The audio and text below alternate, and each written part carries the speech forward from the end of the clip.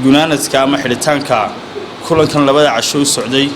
in warbaahinta gobolka Togdheer ka howlgashay aqoon kororsiga ah sidoo kale waxaan aad iyo aad ugu mahad celinayaa macallimiinta tababarkan guud ahaan bahageysay oo ugu weyn yahay Yunus Cali Nuur Yusuf Ibrahim Warsame in yasraakisha ka socota hay'adda Kabaal ee iyaduna maalgelinaysay in aqoonta halkan ka dhacday in aad iyo aad baan ugu faraxsanahay inaan kulan noocan oo kala iskugu nimaadno oo aan kaga faa'iideysano aqoon baan ku celinayaa waxaanu baranay aqoon baahed in Yunus Cali Nuur in waliba aan anigu book u qoray oo what's your view la yiraahdo aan hore u dhigtay in macallinkii barana Yusuf Al-Casaaha ilaa jaamacadda Burco sanad dawlad journalismka ku dhiganay in waxa waliba ii sheegay Yunus Cali Nuur maalin Hargeysa ku arkay inuu bookgiisii ballaarinayo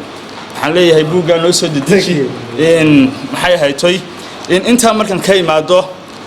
in waa tababarkii aniga igu horreeyaan Burco ku galo aad iyo aad baan ugu faraxsanahay 9 sano kadib aanoo wariyaa markii aan bilaabay saxaafadda in ururka suxufiyiinta Soomaaliland ee Solcha intii Kaysa Axmed Digaale uu sarkaalka ka noqday gudoomiye ku xigeenka uu soo gaaray goboladan bar tababaradooda laakiin hore uma bay soo gaari jirin in hadeer uu gaabinaya in waxa lagu daydaa oo muunad noqda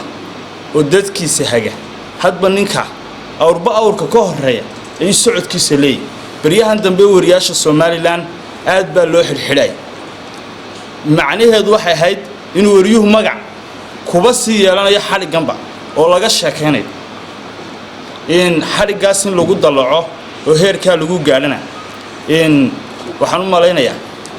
markii xuuto la xiray ee haddana madax saxaafadda Soomaaliland noqday ee uu maxkamad galay ayuunba maxay haytooyin aad baan uga xumahay in maxay xuuto kale uu hogaamiyo saxaafadda Soomaaliland waayo isaga maxkamad la geeyay inaan dambiile ahayn bay hadina hogaamiyo in